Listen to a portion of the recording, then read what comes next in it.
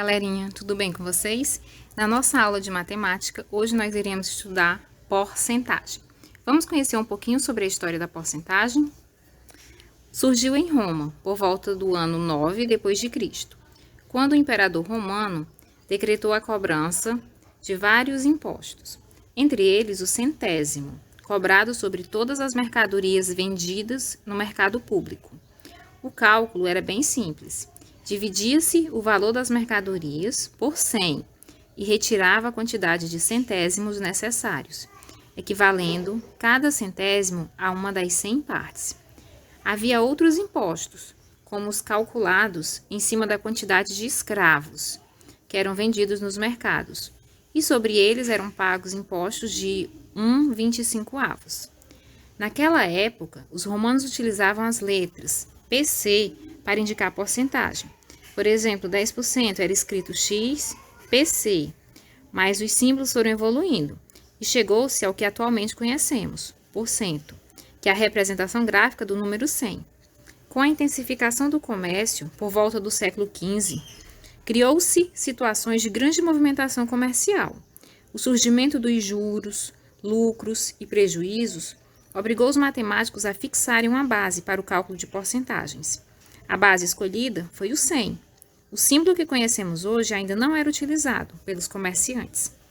A crescente utilização da porcentagem no comércio e as suas inúmeras formas de escrita representacional originaram o símbolo que a gente usa atualmente.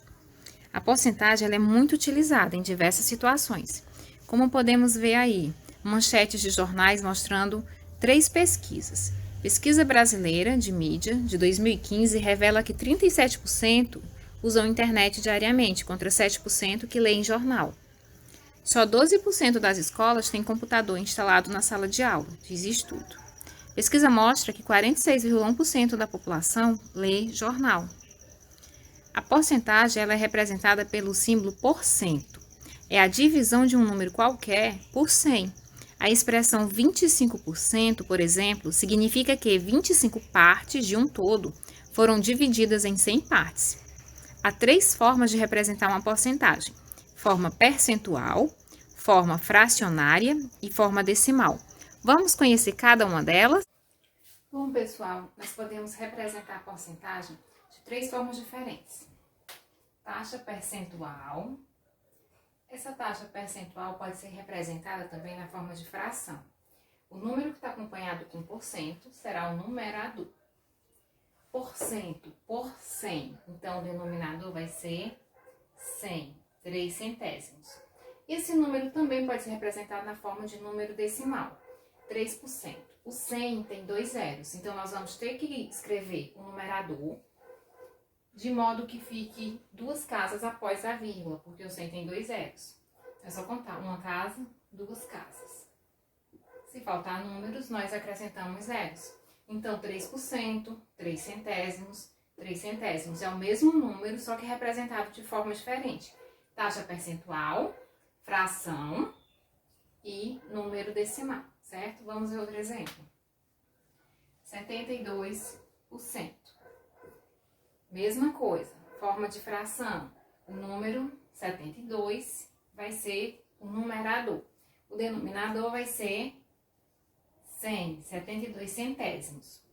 E o número decimal, vamos colocar ele de modo que fique 2 algarismos após a vírgula. Então, 72 centésimos, tá certo? Vamos ver mais um exemplo. 6,1%. Na forma de fração vai ficar 6,1 centésimos. Igual a forma de número decimal, vou contar para deixar, vamos deslocar a vírgula 2 casas para a esquerda.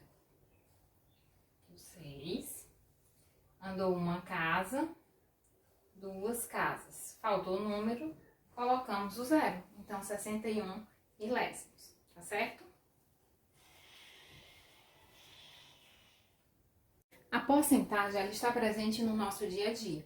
E vocês vão ver que a gente pode calcular a porcentagem até mesmo sem fazer contas, certo? Só prestando atenção. Por exemplo, vamos ver aqui quanto é 10% de R$50.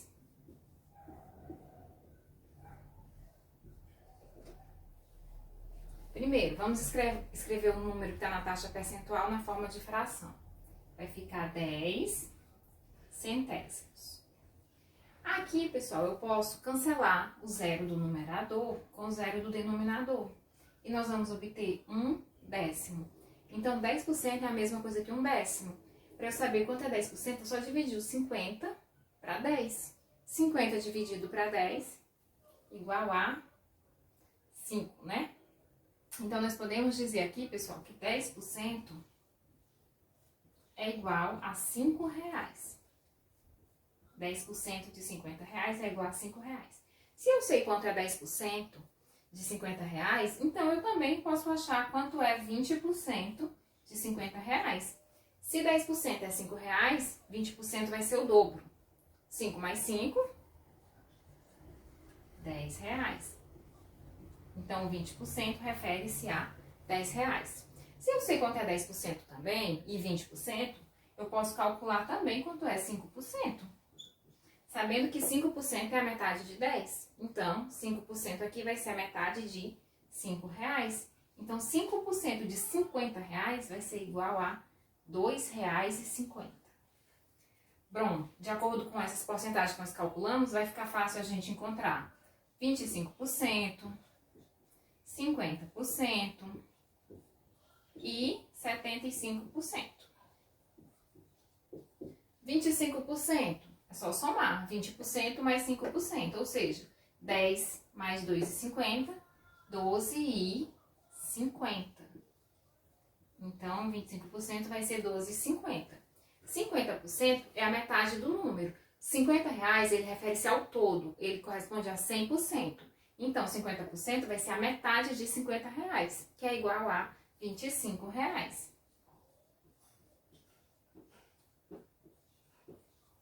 75%, a mesma coisa que 50% mais 25%, ou seja, R$37,50.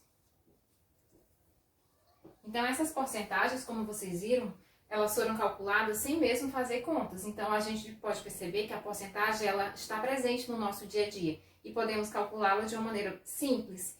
E quando a porcentagem não é nenhum desses números, então a gente vai ver uma maneira fácil de fazer esses cálculos. Giovanni, eu quero saber quanto é 8% de 320. Como é que eu faço? Primeira coisa, vamos pegar aqui o 8% e vamos transformar ele em fração. 8 sobre 100. 8 centésimos. Sempre o denominador, lembre-se que o denominador vai ser sempre 100, já que nós estamos trabalhando com porcentagem. O dia se transforma em uma multiplicação, então 8% vezes 320. Nesse caso, pessoal, nós podemos anular os zeros, tá certo? Tem um zero no numerador, um zero no denominador. Só pode cortar em quantidades iguais. Aqui eu tenho 2 zeros, mas eu não posso cortar esses 2 zeros, porque no numerador eu só tenho um zero, então sempre em quantidades iguais.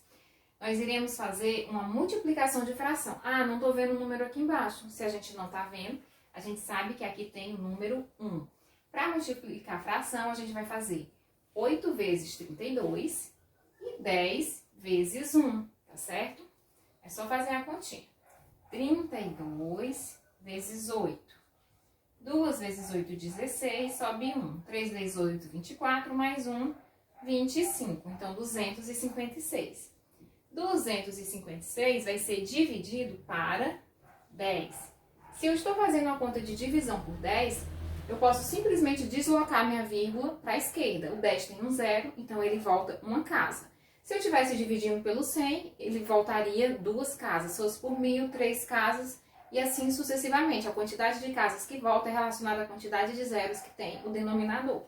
Então, aqui vai ficar 25,6, certo? Lembrando que aí, se você não tá vendo a vírgula, ela tá no final do número. Então, ela estaria aqui atrás do 6. Aí, volta uma casa, ok? Vamos ver mais um exemplo.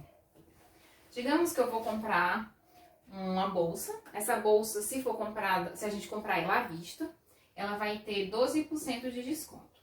E ela custa R$420.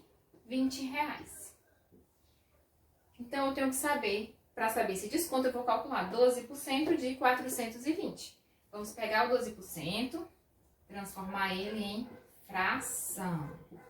12% vezes 420. Posso cortar um zero aqui, ó. Então, vai ficar 12 vezes 42, depois dividido para 10, tá certo? 12 vezes 42. 2 vezes 2, 4. 2 vezes 1, 2. 2 vezes 4, 8. 4 vezes 1, 4. Vamos somar tudo e nós vamos obter, subiu 1 aqui, 504. 504 dividido para 10, vamos deslocar a vírgula uma casa para a esquerda. A vírgula vai ficar entre o 0 e o 4. Então, 50,4. Podemos dizer que essa bolsa teve um desconto de R$ 50,40, tá certo? Espero que vocês tenham entendido direitinho. Qualquer dúvida é só perguntar. Até a próxima aula.